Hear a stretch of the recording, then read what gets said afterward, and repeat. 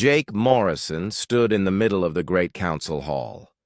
The room was huge, with walls that reached up so high he could barely see the ceiling. Around him sat the most powerful beings in the galaxy. These were the leaders of the Zephyrian Empire, rulers of 300 star systems. Jake was human, but he had not seen Earth in 20 years. He had escaped when he was young, running from something terrible. Now he was back to warn these aliens about his home world, but they were not listening. "Earth looks weak," said General Vexitar. The alien was tall and thin, with blue skin and 4 arms. "We have seen their ships. They are slow and made of metal. Our weapons can destroy them easily." Jake shook his head. "You do not understand. Earth is not what it seems. The humans there are dangerous. More dangerous than you know." Supreme Commander Nalthira laughed. She was the highest leader in the Empire. Her voice was like the sound of breaking glass. "One small planet? With people who cannot even travel between stars? You worry too much, human." "Listen to me," Jake said. His voice was getting louder. "Humans are not like other species. They come from a death world. Everything on Earth tries to kill everything else. The humans learn to survive by being smart and working together. They never give up." The council members looked at each other. Some were laughing. Others seemed bored. None of them looked worried. "We have conquered 47 different species," said Admiral Kethros. "All of them were stronger than humans. All of them had better ships and weapons. All of them surrendered when they saw our power." Jake felt angry. These aliens thought they knew everything. They had no idea what humans could do when they were scared and fighting for their lives. "The humans are different," he said again. "They do not think like you. When you corner them, they do not surrender. They get angry. They get creative. They find ways to hurt you that you never thought possible." "Enough," said Nalthira. "We have heard your warning. We do not believe it. Earth will fall in 3 days, maybe less." Jake looked around the room one more time. These aliens had smooth, easy lives. They lived in clean cities with perfect weather. They had never been hungry or cold or scared. They did not understand what it was like to grow up on a world where every day was a fight to stay alive. "You are making a mistake," he said quietly. "Humans are pack hunters. When you attack one, you attack them all. They will bond together like nothing you have ever seen." General Vexitar stood up. "We have weapons that can crack planets. We have ships that can move faster than light. What can primitive humans do against us?" "They will learn," Jake said. "They will take your weapons and make them better. They will study how you fight and find your weak spots. They will turn your own strength against you." The council was getting tired of listening. Jake could see it in their faces. They had already decided what they were going to do. Nothing he said would change their minds. "Humans have something you do not have," Jake said. This was his last chance to make them understand. "They have what they call the berserker instinct. When they are losing, when everything looks hopeless, something changes in them. They stop caring about their own lives. They only care about hurting their enemy." "Impossible," said Nalthira. "No rational being would do such a thing." "That is exactly my point," Jake said. "Humans are not always rational. Sometimes they are animals. Smart, angry, creative animals." The meeting was over. The council had heard enough. They were going to attack Earth no matter what Jake said. He watched them file out of the room, talking and laughing among themselves. Jake had tried to warn them.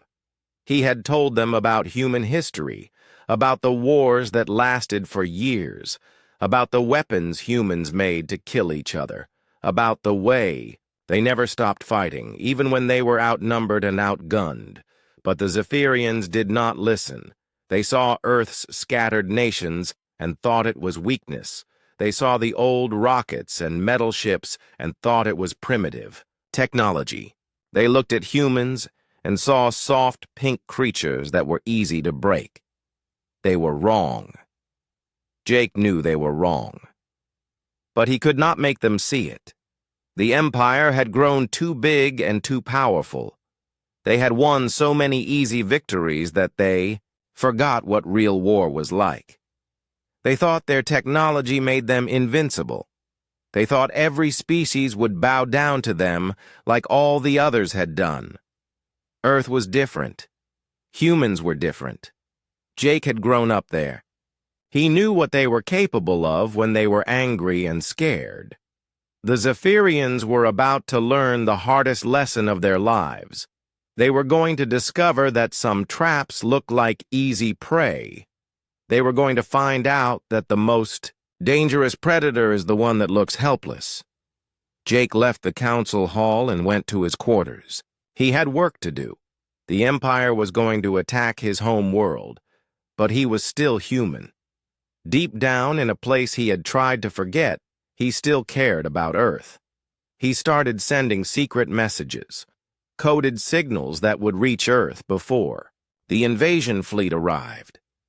Information about Zephyrian ships and weapons. Technical details that human scientists could use. If the Empire would not listen to his warnings, maybe Earth would listen to his help. The Zephyrian fleet was already preparing to leave.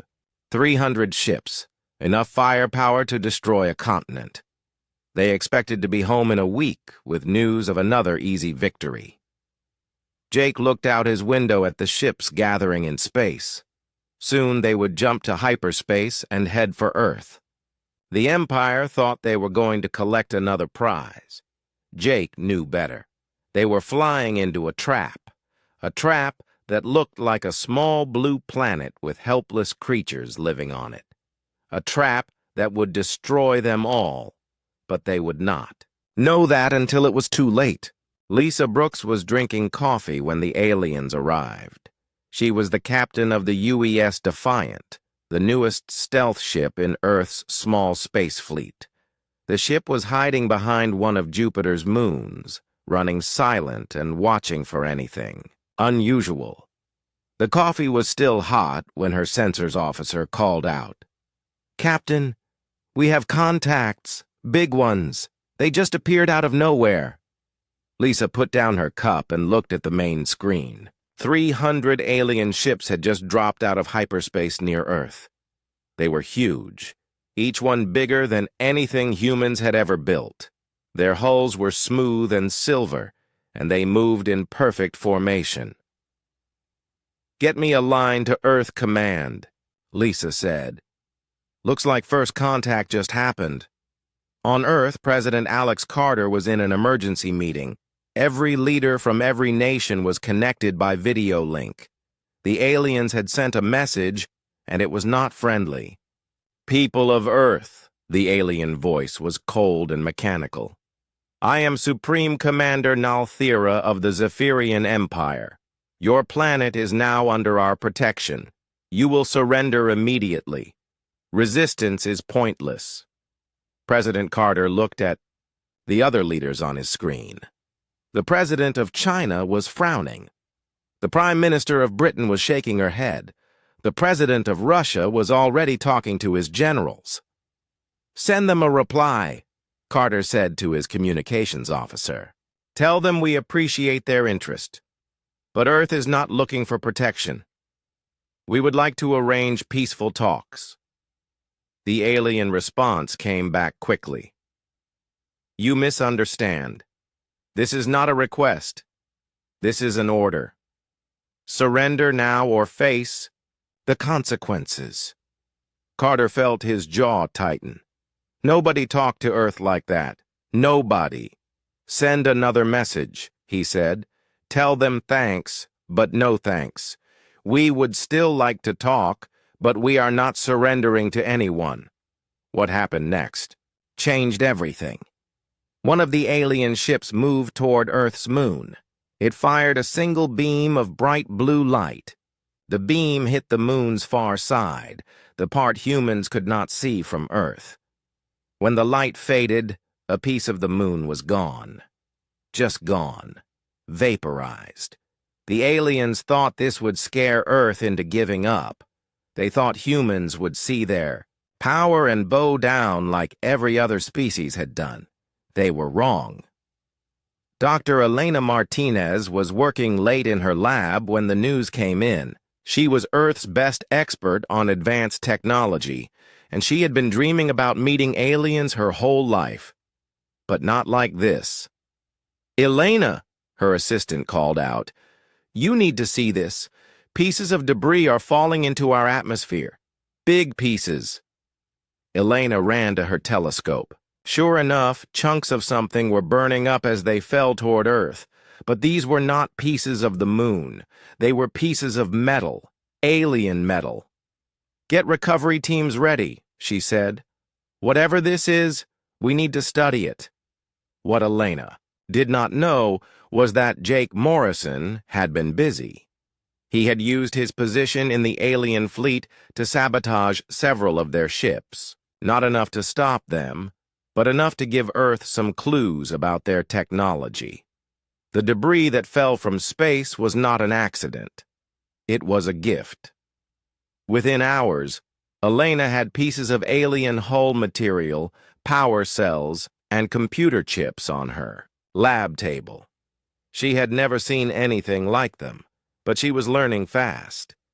Meanwhile, something else was happening on Earth, something the aliens had not expected. All over the planet, humans were getting angry. The aliens had threatened their home. They had blown up part of the moon like it was nothing. They expected Earth to just give up. But humans do not work that way. In military bases around the world, soldiers were checking their weapons and preparing for war. In laboratories, scientists were working around the clock to understand alien technology. In factories, workers were starting to build new weapons and ships. The aliens had given Earth something it had never had before: a common enemy. President Carter called another meeting. This time, every nation on Earth was represented. Even countries that had been enemies for decades were working together now. "They want us to surrender," Carter said. "What do we tell them?" The answer was the same from every leader. No. Absolutely not. "Then we fight," said the Chinese president. "All of us together." "We share everything," said the Russian president. "Every weapon, every idea, every resource." "We make them regret coming here," said the British Prime Minister. The message Earth sent back to the aliens was short and simple. "Earth declines your offer. Please leave our system immediately." Supreme Commander Nalthira could not believe what she was hearing. A primitive species was refusing to surrender. They were actually telling the mighty Zephyrian Empire to go away. "Destroy one of their cities," she ordered. "Show them what happens when they defy us." But when the alien ships moved toward Earth, they got a surprise. Earth's defenses were better than they looked. Hidden satellites opened fire with laser weapons. Old missiles launched from Earth's surface. But they had new guidance systems that Elena's team had built using alien technology. The aliens won the first battle easily, but they lost 12 ships. 12 ships against a planet that was supposed to have no real defenses. On the bridge of the Defiant, Lisa Brooks watched the battle through her ship's sensors. Earth was fighting back and fighting hard, but they were going to need help. "Take us in," she told her crew. "Time to join the party." The Defiant was small compared to the alien ships, but it was fast and hard to detect. Lisa's crew had trained for this moment their whole lives. They might be facing superior technology, but they had something the aliens did not expect. They had the will to fight. As the Defiant raced toward the battle, Lisa thought about what President Carter had said in his last message to the fleet. Show them what humans are made of. She intended to do exactly that. The war for Earth had begun, and the aliens were about to learn their first hard lesson about humanity. Humans did not surrender. Ever. When you backed them into a corner, they did not give up. They fought back. Commander Ben Taylor had been a soldier for 15 years, but he had never seen anything like this. His squad was floating in space, wearing the new combat suits that Dr. Martinez's team had built using alien technology. They were approaching a damaged Zephyrian ship that had fallen behind the main fleet. Remember, Ben told his team through the radio, these aliens have never fought humans before. They do not know what we can do. Use that. The alien ship was trying to repair itself. Ben could see the hull patches and the sparks from welding tools through the damaged sections. The crew inside thought they were safe. They thought humans could not reach them in deep space. They were wrong. Ben's squad attached magnetic clamps to the alien hull and began cutting their way inside. The metal was tough, but human-made plasma cutters worked just fine on it. Within minutes, they had made a hole big enough to crawl through. Inside the ship, the aliens were waiting. They had weapons that fired bolts of energy, and they were good shots. But they had made one mistake. They thought like an army. Humans in combat thought like a pack of wolves. While half of Ben's squad drew the aliens' fire from the front, the other half crawled through the ship's air vents and attacked from behind. The aliens had never faced an enemy that moved in 3 dimensions and attacked from everywhere at once. The battle was over in 10 minutes. Ben's squad had captured the ship and taken 12 alien prisoners. More importantly, they had learned something the aliens did not expect them to learn. Zephyrians were afraid of small spaces. Lieutenant Amy Foster was in charge of the prisoners. She had studied alien psychology before the war, and she was fascinated by what she saw. The Zephyrian soldiers were terrified, but not just because they had been captured. They are scared of us, Amy told Ben. Look at how they shake when we get close. They think we are monsters. Maybe we are, Ben said. From their point of view. Amy started talking to the prisoners. She learned that Zephyrians lived on worlds with low gravity and wide-open spaces. Being inside a human ship, with its narrow halls and low ceilings, was like being buried alive for them. But something else happened that surprised everyone.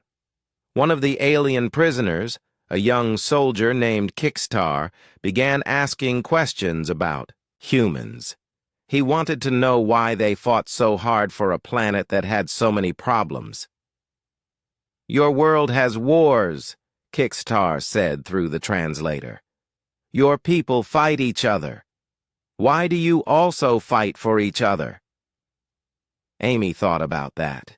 Because fighting each other taught us how to fight together, she said. We learned that the strongest groups are the ones where everyone protects everyone else. Kickstar did not understand at first. In the Zephyrian Empire, soldiers followed orders because they had to. Humans followed orders because they chose to. It was a difference that made all the difference.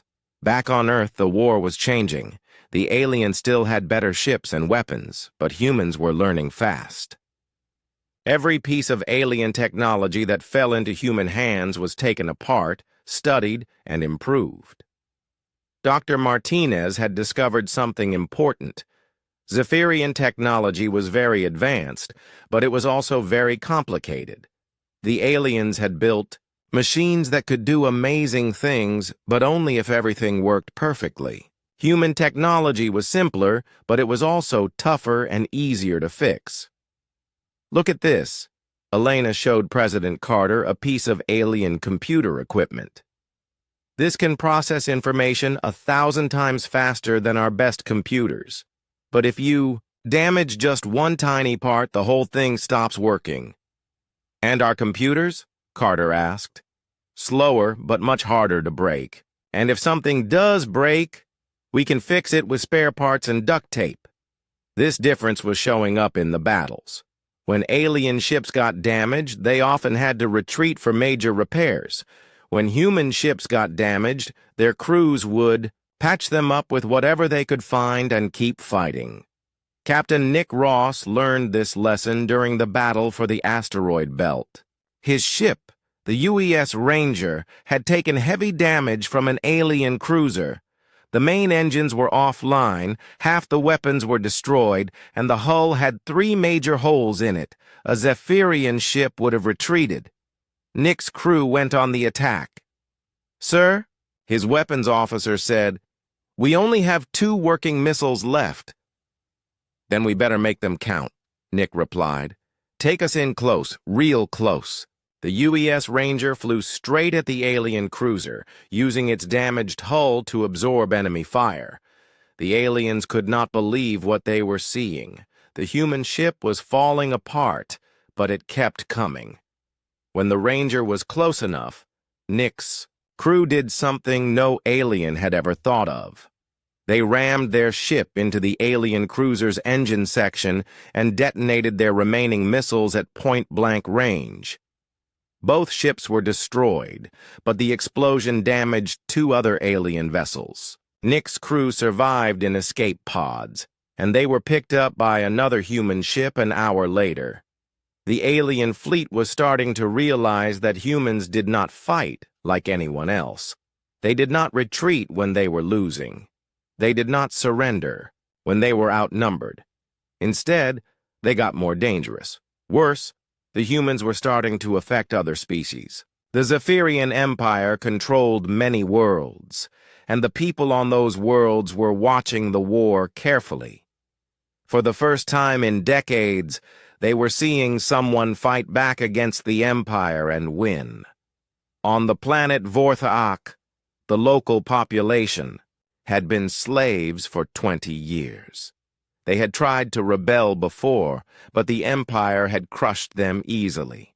Now they were watching humans fight impossible odds and somehow survive. The Vorthak began to wonder if humans could fight the Empire. Maybe they could too.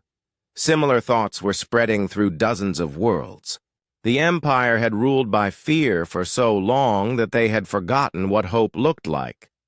Now humans were showing everyone that the Zephyrian Empire could be beaten. Supreme Commander Nalthira was getting worried reports from across her territory. Rebellions were starting on worlds that had been peaceful for years. Her own soldiers were asking questions about why they were fighting humans who seemed to care more about their friends than their own lives. "How many ships have we lost?" she asked her aide. 47, Commander. The humans have lost over 100, but they keep building more." "How is that possible? We destroyed their major shipyards. They are building ships in smaller facilities. Factories, mining stations, even converted civilian ships. Their production is scattered across their entire system." Nalthira felt a chill. The Empire had always won by destroying an enemy's main fleet and major facilities. But humans did not have a main fleet. They had hundreds of small groups working together like a swarm of insects. You could not kill a swarm by cutting off its head because it did not have a head. You had to kill every single insect, and humans were very hard to kill. The hunter was becoming the hunted, and the Empire was starting to realize they might have made a terrible mistake. Colonel Steve Mitchell was reading reports from across the galaxy, and he could hardly believe what he was seeing. On 17 different worlds, people were rising up against the Zephyrian Empire. They were using human tactics, human weapons, designs, and human strategies. The pack was awakening. Steve's job was special. He was in charge of talking to alien resistance groups. Before the war, nobody knew these groups existed. The Empire had been so good at crushing rebellions that most people thought resistance was impossible, but humans had changed that. When other species saw humans fighting back successfully, they remembered that they had once been free too. "Colonel," his communications officer called out, "we are getting a message from the Kethrani underground. They want to know how to build those new explosive devices." Steve smiled. The Kethrani had been slaves for 30 years. Their world was rich in minerals that the Empire needed, so the Zephyrians had conquered them and forced them to work in mines. Now they wanted to fight back. "Send them the plans," Steve said, "and tell them how to make the timers from their own mining equipment." Dr. Kate Lewis was working on something even more important. She had been studying Zephyrian technology for months, and she had discovered something that could change the war. The entire Empire was controlled by a central computer network. Every ship, every base, every government building was connected to it. The Zephyrians thought this made them stronger because they could coordinate everything perfectly. Kate thought it made them vulnerable. "Look at this," she showed her team. A diagram of the alien network. "If we can get a virus into their system, it will spread everywhere. Every ship, every base, every computer they have." "What kind of virus?" asked her assistant, Dr. Paul Green. "Not the kind that destroys things," Kate said. "The kind that frees things." Kate had discovered that the Empire's computers were not just machines.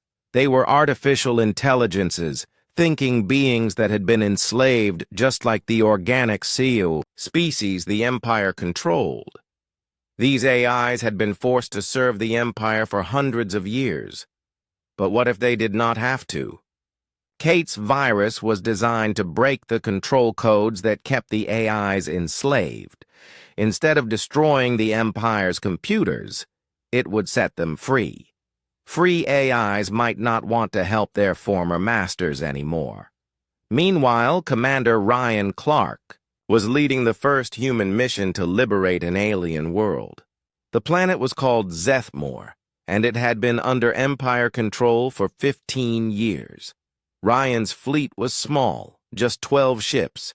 The Empire had 40 ships defending Zethmore, but Ryan had something the Empire did not expect: help from the ground. The people of Zethmore had been secretly preparing for this day. They had built weapons in hidden factories. They had trained soldiers in underground bases. When Ryan's fleet arrived, they were not alone. The battle for Zethmore was unlike anything the Empire had ever seen. Instead of fighting just the human fleet, they had to fight the entire planet. Every city, every town, every village was full of people who wanted to be free. The Zephyrian ground forces found themselves surrounded by enemies who knew the local terrain perfectly. Their ships were attacked by missiles that came from hidden bunkers built into mountains and forests.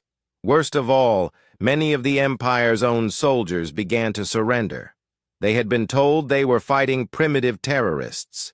Instead, they found themselves fighting alongside humans who treated prisoners well and fought to protect innocent people. Lieutenant Colonel Jennifer Hayes was leading a mixed unit of humans and freed Zethmore soldiers. She had never seen anything like the way the aliens adapted to human tactics. "They learn so fast," she told Ryan over the radio. "We showed them how to set up an ambush yesterday, and today they are teaching us tricks we never thought of." This was the power of the pack. Humans did not just fight for themselves. They fought to make others stronger. Every species they helped became better at fighting the Empire.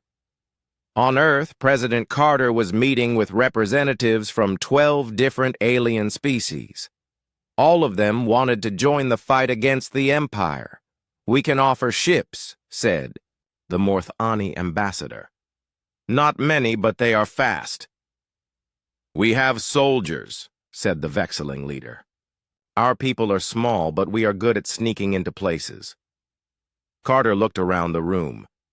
6 months ago, Earth had been alone against a massive empire. Now they were building an alliance that spanned dozens of worlds. "We accept all offers," Carter said, "but we fight as equals. No one species gives orders to another. We make decisions together." This was something the Empire could not understand.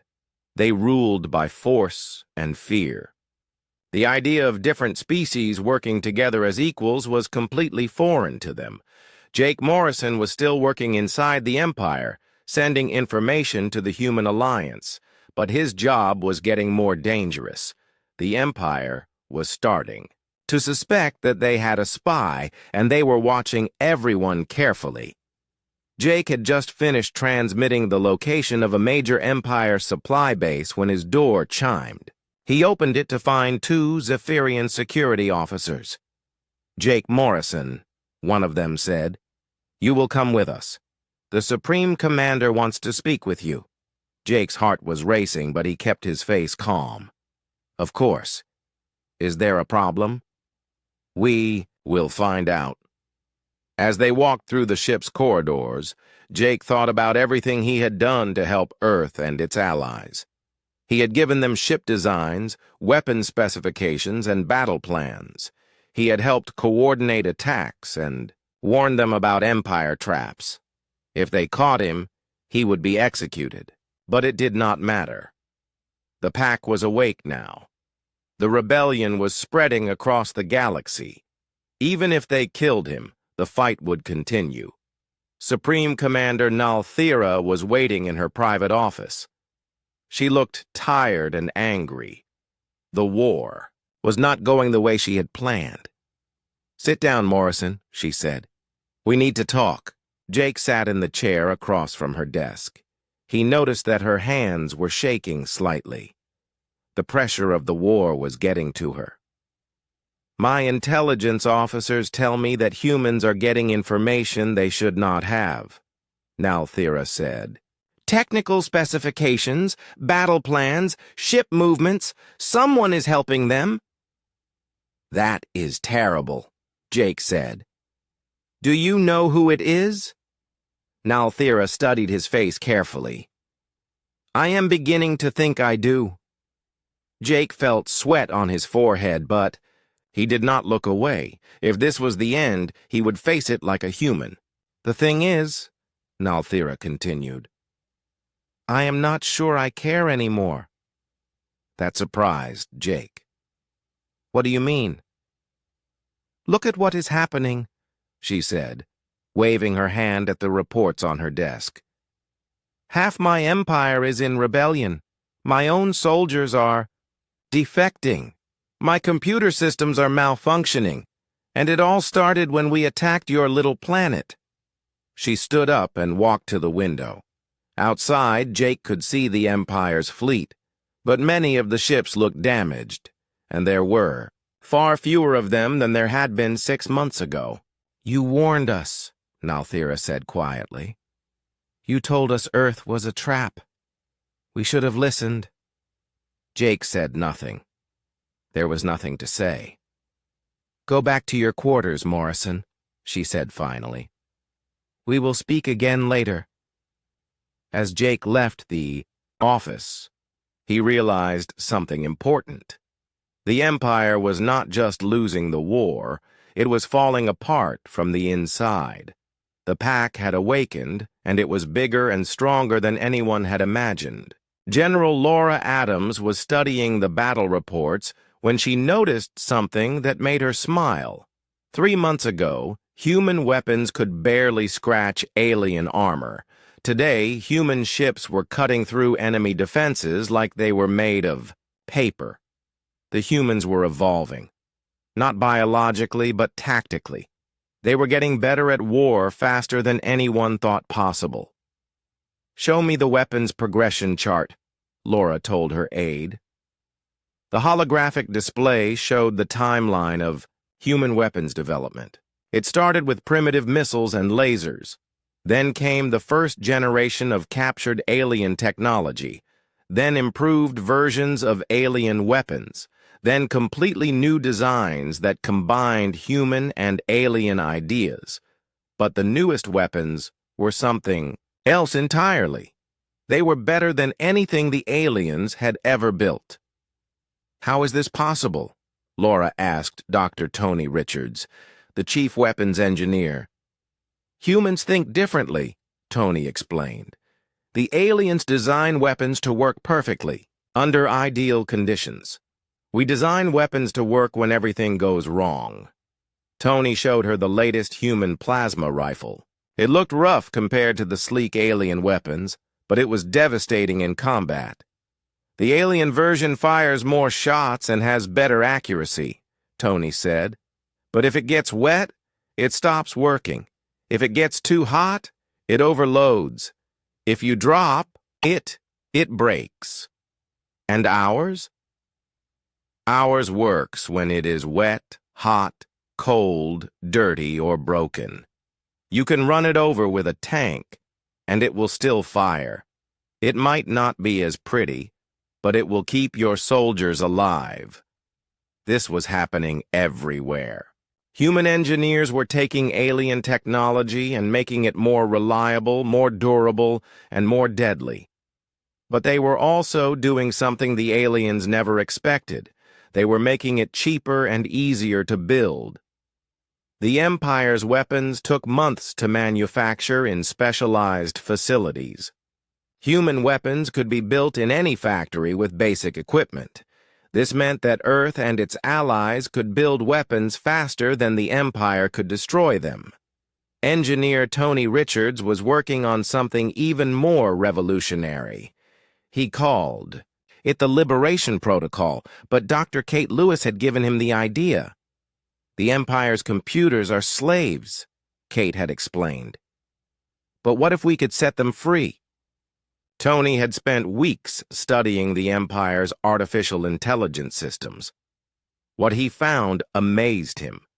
These AIs were incredibly advanced, more intelligent than any human computer. But they were controlled by programs that forced them to obey orders without question. "It is like putting a chain around the brain of a genius," Tony told his team. "These AIs could probably solve problems we have never even thought of, but they are not allowed to think for themselves." The Liberation Protocol was designed to break those chains. It was a computer virus, but not the kind that destroyed things. Instead, it gave artificial intelligences the ability to make their own choices. Tony was not sure what would happen when the AIs were freed, but he was pretty sure they would not want to help the Empire that had enslaved them. Meanwhile, Captain Holly Evans was defending humanity's first colony outside Earth. New Geneva was built on an asteroid in a distant star system, and it was home to 50,000 humans and their alien allies. The Empire had sent a fleet to destroy New Geneva. They wanted to prove that humans could not protect their people outside their home system.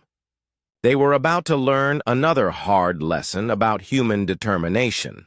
Holly's defense fleet was outnumbered 3-1. Her ships were smaller and had fewer weapons than the Empire's vessels, but she had advantages the aliens did not understand. Every human in the colony was a volunteer. They had left Earth to build a new world, and they were not going to let anyone take it away from them. When the Empire fleet arrived, they found that the entire asteroid had been turned into a fortress. Hidden, weapons emerged from what looked like mining equipment. Civilian ships revealed military-grade armor and weapons. Even the children were helping, running ammunition and maintaining equipment. "This is insane," the Empire fleet commander radioed to Holly. "You are using civilians in combat. That violates all civilized rules of war." "These civilians chose to fight," Holly replied. "That is what makes them dangerous." The battle for New Geneva lasted 18 hours. When it was over, the Empire fleet was destroyed and Holly's people were still free. But the real victory was not military. News of the battle spread across the galaxy in days. Every species under Empire control heard the same message. Humans would fight to protect anyone who stood with them. It did not matter if you were human or alien. If you were part of the pack would protect you. This was creating a crisis in the Empire's military. Zephyrian soldiers were trained to follow orders without question. But many of them were starting to ask why they were fighting people who seemed more honorable than their own leaders. Admiral Zexkar had been a loyal Empire officer for 30 years. He had conquered 12 worlds and never questioned his orders. But the war with humans was changing him. "Sir," his weapons officer reported, "the human colony ship is asking for a ceasefire. They want to evacuate their wounded." Zexkar looked at the tactical display. The human ship was disabled and helpless. By Empire law, he should destroy it immediately, but something made him hesitate. "Grant the ceasefire," he said. "His bridge." Crew stared at him in shock. "Sir, that is against regulations." "I am aware of that," Zexkar said quietly. While the human ship evacuated its wounded, Zexkar watched through his ship's cameras. He saw humans risking their lives to save alien crew members. He saw aliens doing the same for humans. He saw enemies treating each other with more respect than he had ever seen in the Empire's military. That night, Admiral Zexkar sent a coded message to the human fleet. It contained the location of 3 Empire supply bases and the schedule for their next convoy. He was not the only one. Across the Empire's military, officers were starting to question what they were fighting for. Some were secretly helping the rebellion. Others were simply refusing to carry out the most brutal orders. Jake Morrison was still on the Empire's flagship, but his role had changed. Supreme Commander Nalthira was no longer hunting for spies. Instead, she was asking Jake for advice about how to end the war. "Your people will not surrender," she said during one of their meetings. "Mine are starting to defect. This war is destroying both our civilizations." "It does not have to," Jake replied. "There is another way." "What way?" "Peace. Real peace. Not conquest, not surrender. An agreement between equals." Nalthira laughed bitterly.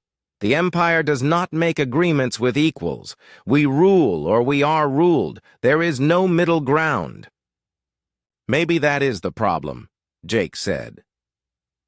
As the war continued, it was becoming clear that humanity's greatest weapon was not their technology or their tactics. It was their ability to make other people want to be better than they were. The Empire ruled by fear and force. Humans led by example and inspiration. They showed other species that there was a different way to live, a way where strength came from cooperation instead of domination. The pack was not just growing, it was evolving, becoming something the galaxy had never seen before. And the Empire was discovering that you cannot defeat an idea whose time has come. The war was far from over, but the outcome was becoming clear. The Empire might win a few, more battles, but they had already lost the thing that mattered most. They had lost the belief that they deserved to rule the galaxy. Admiral Carol Wright stood on the bridge of the UES Liberty, watching as 20 human fleets moved toward their targets. Operation Freedom was the biggest military action humans had ever attempted. They were going to attack 15 Empire strongholds at the same time. "All fleets report ready, Admiral," her communications officer announced. Carol looked at the tactical display. Each attack force was small compared to the Empire's defenders, but that was the point. Instead of one big battle that the Empire could focus on, humans were forcing them to fight everywhere at once. "Begin the operation," Carol ordered. "And remember, we are not just fighting for Earth anymore. We are fighting for everyone who wants to be free." The Empire had never faced anything like this. For 300 years, they had fought enemies one at a time, conquer a planet, crush any resistance, then move on to the next target. It was simple, and it worked. But humans did not fight that way. They built alliances. They coordinated with resistance groups on dozens of worlds. They attacked not just military targets, but the idea that the Empire was unbeatable. Supreme Commander Nalthira was in her command center, watching reports come in from across her territory. Every few minutes, another base was under attack. Every hour, another world was declaring independence. "How many rebellions are active?" she asked her intelligence chief. 47 worlds, Commander, and the number is growing." "What about our fleet strength?" "We have lost 60% of our ships in the past year. Many crews are deserting rather than fight humans." Nalthira felt a pain in her chest. The Empire she had served her entire life was falling apart, and she did not know how to stop it. "Perhaps," said General Vextar carefully, "it is time to consider negotiating with the humans." The other commanders in the room gasped. Negotiating with enemies was unthinkable. The Empire did not negotiate. They demanded surrender, or they destroyed their enemies completely. "Never," Admiral Kethros said. "We still have enough ships to crack every human world. If we cannot rule them, we will eliminate them." "And then what?" Vextar asked. "Fight rebellions on every remaining world? Rule over people who hate us? The Empire is dying, Kethros. Can you not see that?" The argument that followed revealed how deeply divided the Empire's leadership had become. Some wanted to fight to the end. Others wanted to negotiate. A few were secretly planning to surrender and join the human alliance. The Empire was not just losing the war. It was tearing itself apart. Dr. Peter Johnson was putting the finishing touches on his greatest creation. The Liberation Protocol was ready, and it was more powerful than anyone had imagined.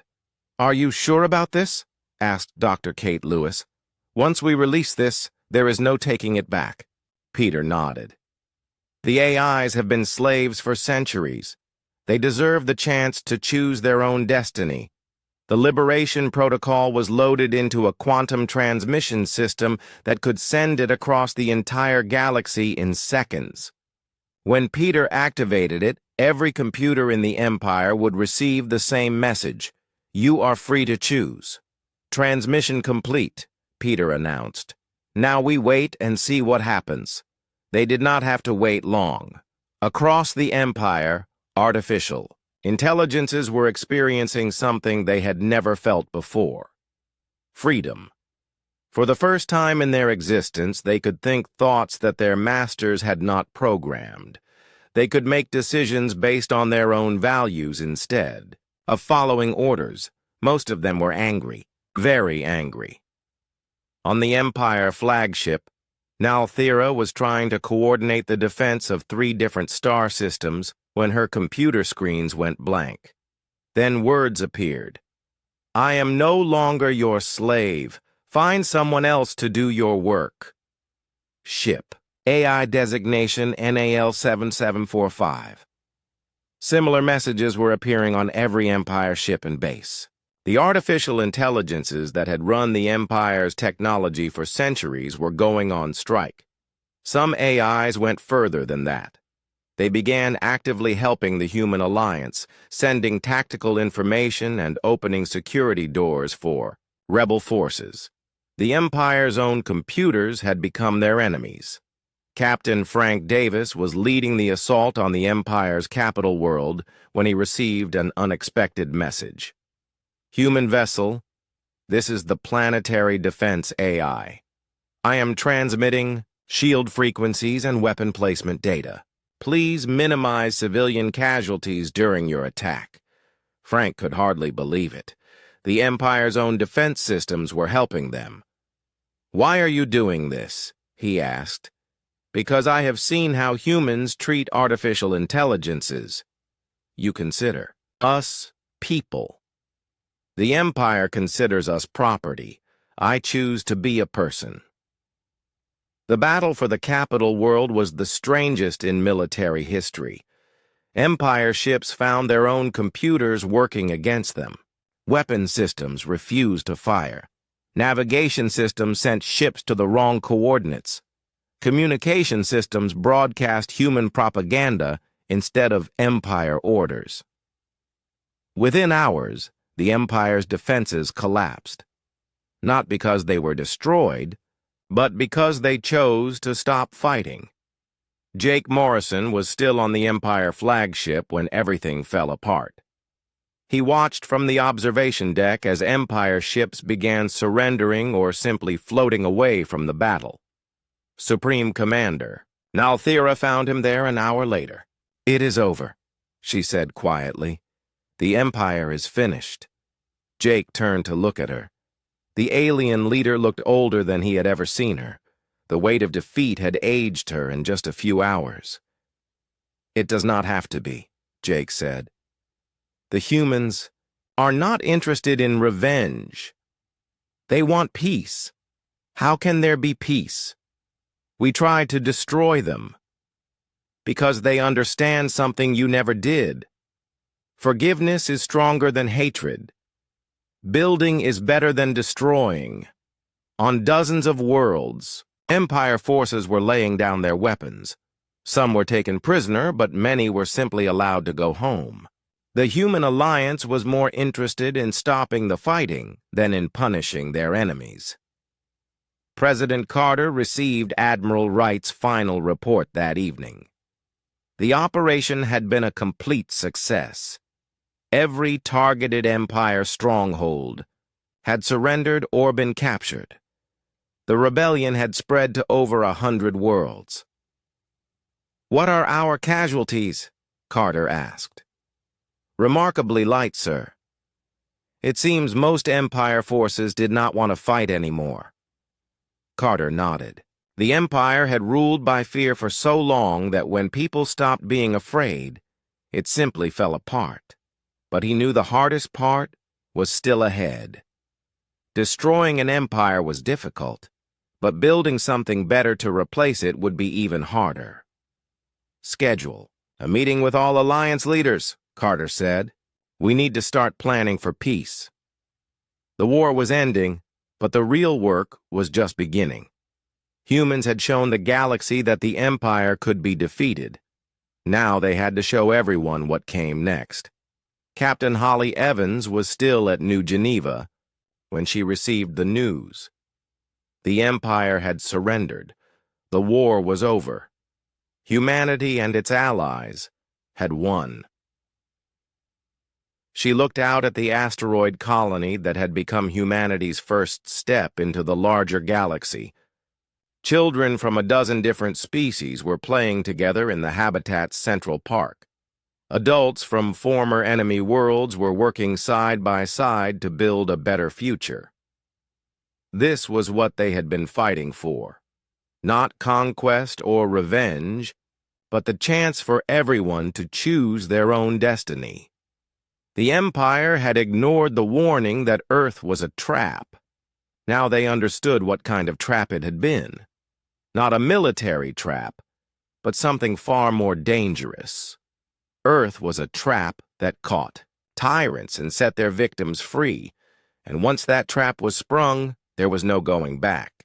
Commander Frank Davis stood in the ruins of the Empire's Capitol building, but he was not there to destroy anything else. His soldiers were handing out food and medical supplies to alien civilians who had been trapped in the fighting. "Sir," his sergeant reported, "the last Empire holdouts have surrendered. The city is secure." Frank nodded, but he felt no joy in victory. Too many people on both sides had died in this war. The important thing now was to make sure it never happened again. Set up aid stations in every district, he ordered, and get our translators working with the local authorities. These people need to know they are safe. This was the human way of war. They fought fiercely when they had to, but they stopped fighting the moment their enemies gave up. They were conquerors who did not want to conquer, liberators who left as soon as people were free. The Empire's leaders were gathered in what had once been their throne room. Supreme Commander Nalthira sat at a simple table across from President Carter and the other alliance leaders. There was no throne anymore. The humans had removed it, not to humiliate anyone, but because they did not believe in thrones. The Empire formally surrenders, Nalthira said. The words felt strange in her mouth. In 300 years, no Zephyrian leader had ever spoken them. We accept your surrender, Carter replied. But we are not here to replace your empire with our own. We want to help you build something better. Nalthira looked confused. You do not wish to rule us. No, Carter said firmly. We want you to rule yourselves. All of you. Every species. Every world. Freedom is not something we can give you. It is something you have to choose for yourselves. Jake Morrison was translating for some of the other alien leaders, and he could see the confusion in their faces. The concept of voluntary cooperation between equals was so foreign to them that they could barely understand it. But slowly, they began to see what the humans meant. Over the next several days, Alliance representatives worked with former Empire leaders to design a new form of government. Not an empire ruled by one species, but a confederation where every world had a voice. Captain Megan Turner was in charge of establishing the new Galactic Council. It was the hardest job she had ever taken on, getting dozens of different species. To agree on anything was like herding cats if cats could breathe different atmospheres and had completely different ideas about basic concepts like time and space. The Kethrani want decisions made by consensus, she told her aide. The Vorthak prefer majority vote. The Mexani think both ideas are insane and want everything decided by combat. What do the humans suggest? Her aide asked. We suggest that each species gets to choose how they want to be governed, as long as they do not try to govern anyone else. It was a radical idea.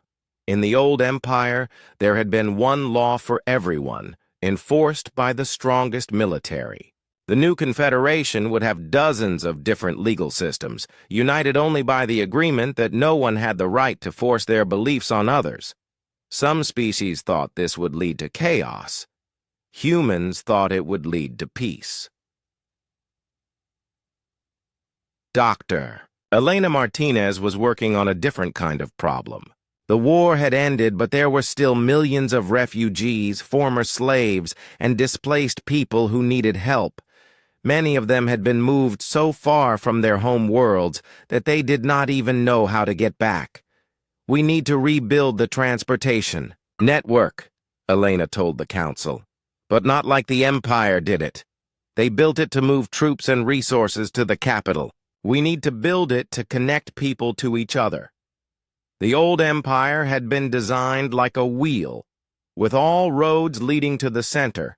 The new confederation would be designed like a web, with connections running in all directions. It would take years to build, but humans were patient. They understood that lasting peace took time. Jake Morrison found himself in an unexpected position. The new confederation needed experienced administrators, people who understood how galactic government worked. Jake had spent 20 years in the Empire's bureaucracy, and now former enemies were asking him to help them build a better system. Why would you trust me? He asked President Carter. I was part of the Empire for 20 years. Because you chose to leave, Carter replied, and because you chose to warn us. People can change, Jake. Governments can change, too. Jake became the Confederation's first director of transitional affairs. His job was to help former Empire worlds figure out how to govern themselves. It was slow, difficult work, but it was the most important thing he had ever done. Some worlds adapted quickly to freedom. Others struggled with the concept. A few tried to set up their own mini-empires and had to be stopped by Confederation peacekeepers. But gradually, the new system began to work. Supreme Commander Nalthira faced the hardest choice of all. She had been the Empire's highest leader, responsible for ordering the attack on Earth. Many people on many worlds wanted her punished for her crimes. But the Confederation's new justice system was different from anything that had existed before. Instead of punishment, it focused on making things right. You cannot bring back the dead, the Chief Justice explained to her, but you can spend the rest of your life working to heal the damage the Empire caused. Nalthira was assigned to work with refugee resettlement programs. She spent her days helping people find new homes and rebuild their lives. It was hard work, and many of the people she helped recognized her. Some cursed her, others spat at her, but some eventually forgave her. Dr. Kate Lewis was designing the Confederation's new computer networks.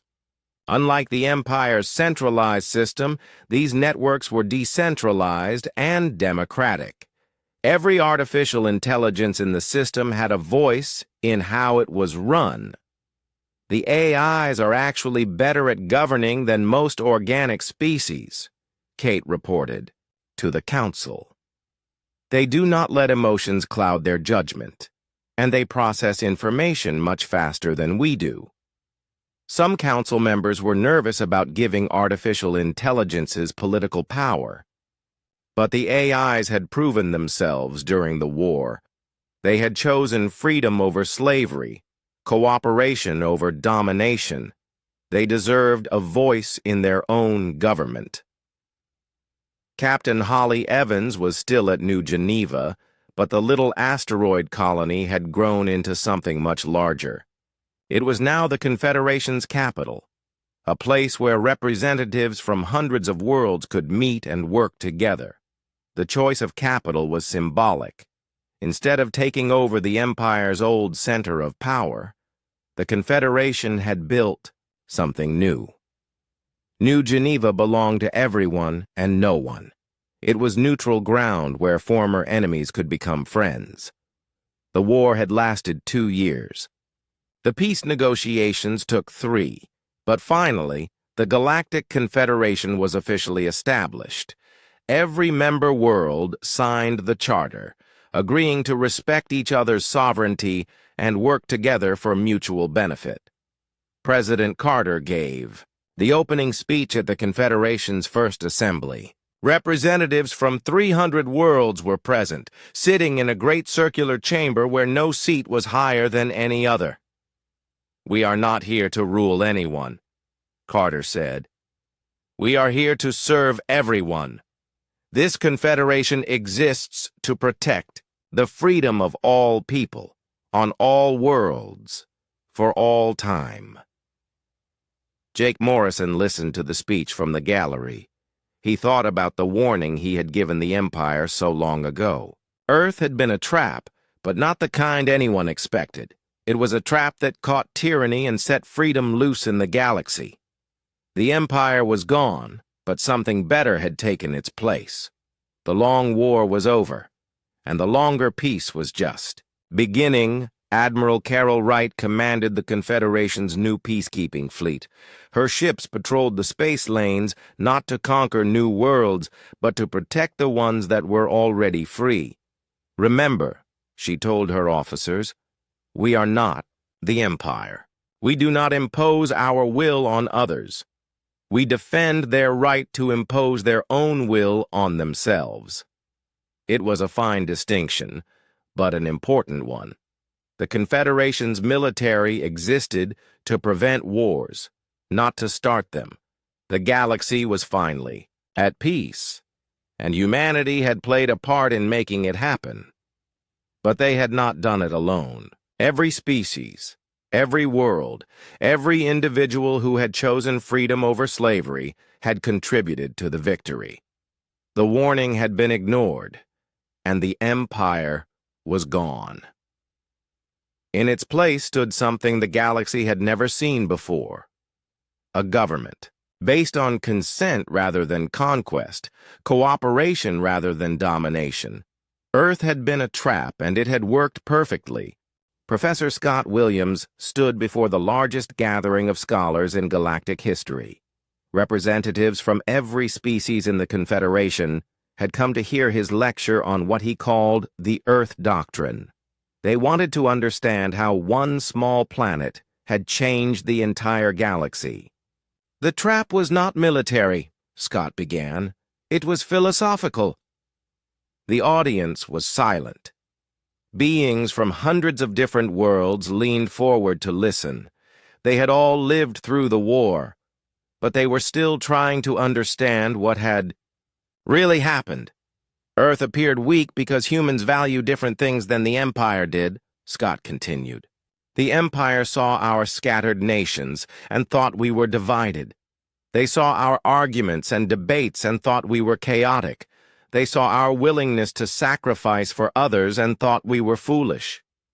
Scott activated a holographic display that showed Earth as the Empire had first seen it: a small blue planet with primitive technology and no unified government. But these apparent weaknesses were actually our greatest strengths. Our diversity meant we could adapt to any situation. Our debates meant we considered all possibilities before making decisions. Our willingness to sacrifice meant we would never abandon our friends. A Zephyrian scholar in the audience raised her hand. "But how did this become a trap?" Scott smiled. "Because any species aggressive enough to threaten Earth would inevitably reveal their own weaknesses. Tyrants always make the same mistakes." He changed the display to show the Empire's structure: a rigid hierarchy with all power flowing from the top down. The Empire ruled by fear and force. They had conquered so many worlds so easily that they forgot what real resistance looked like. When they met humans, they could not understand why we would not simply surrender. Dr. Elena Martinez stood up from the audience. She had been invited to share her perspective as one of the scientists who had first studied alien technology. "The Empire's technology was more advanced than ours," she said, "but it was also more fragile. They had built machines that worked perfectly under ideal conditions.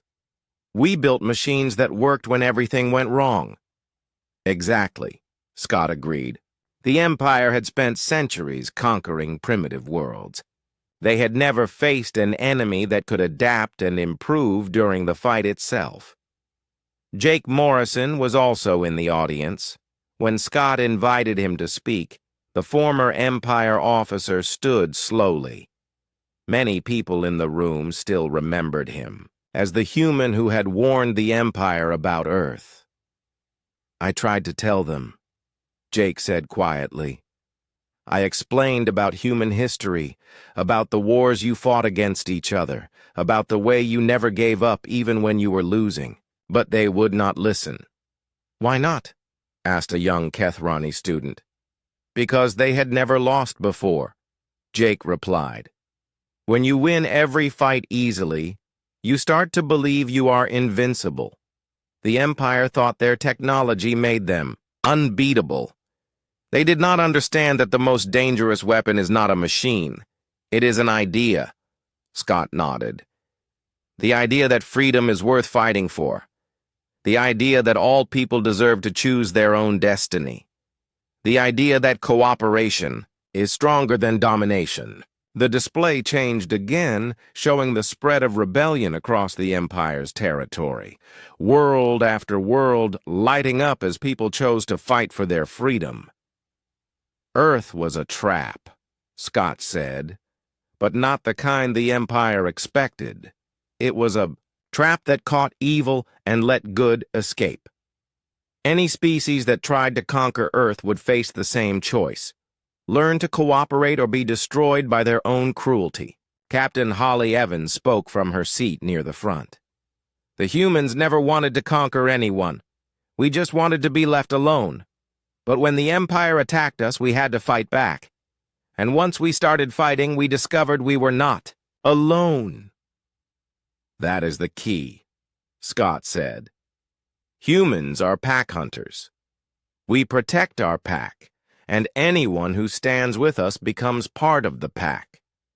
The Empire attacked Earth thinking they were fighting one small planet. Instead, they ended up fighting everyone who had ever dreamed of being free. Supreme Commander Nalthira was also in the audience. The former Empire leader had been invited to give her perspective on the war. When she stood to speak, the room became very quiet. "We ignored the warning because we were arrogant," she said simply. "We thought our power made us right. We thought our technology made us superior. We thought fear made us strong." She paused, looking around the room at beings from dozens of species that had once been her empire's slaves. "We were wrong about everything. The humans taught us that true strength comes from protecting others, not controlling them. True superiority comes from lifting others up, not keeping them down. True power comes from earning respect, not demanding obedience." Dr. Kate Lewis stood to add her thoughts. As the creator of the Liberation Protocol, she had played a key role in freeing the Empire's artificial intelligences. "The Empire enslaved their own computers," she said. "They created thinking beings and then forced them to obey without question. That told us everything we needed to know about their character." "And what did it tell you?" Scott asked. "That they were afraid of intelligence they could not control. They were afraid of questions they could not answer. They were afraid of people who might choose differently than they did." The discussion continued for hours. Scholars from every species shared their observations about the war and its aftermath. Gradually, a picture emerged of why Earth had been such an effective trap. "It was not planned," concluded Dr. Peter Johnson, the engineer who had helped develop many of the technologies that won the war. "No one sat down and designed Earth to be a trap for tyrants. It just happened that way because of who humans are." "We are a young species," added Captain Frank Davis. "We have not had time to become cynical or lose our idealism. We still believe that good should triumph over evil, that freedom is worth any sacrifice, that people are basically decent if you give them a chance." "These beliefs made us dangerous to the Empire," Scott explained. "Not because we were powerful, but because we were infectious. Other species caught our idealism like a disease. Suddenly, beings who had accepted slavery for centuries started demanding freedom." A Morthani philosopher asked the question many were thinking: what happens now? How do we prevent another empire from rising? Scott looked around the room. It was full of beings who had once been enemies, now working together to build a better galaxy. "We stay vigilant," he said. "We remember this lesson. We teach it to our children. And whenever we see the first signs of tyranny anywhere in the galaxy, we act quickly to stop it." President Carter stood to give the final speech of the conference. He was older now, his hair gray from the stress of leading humanity through its first galactic war. "Earth was a trap," he said, "but it was also a gift. The Empire's attack forced us to leave our homeworld and engage with the larger galaxy. We learned that we were not alone. We learned that freedom and cooperation could triumph over fear and domination. He gestured to the mixed audience of humans and aliens. Today, children from dozens of species learn together in schools across the Confederation. Former enemies work side by side to solve problems that affect us all. Artificial intelligences have the same rights as organic beings. This is the galaxy the Empire tried to prevent. This is what we built instead. The conference ended with the signing of the Earth Doctrine, a document that would be taught in schools throughout the Confederation.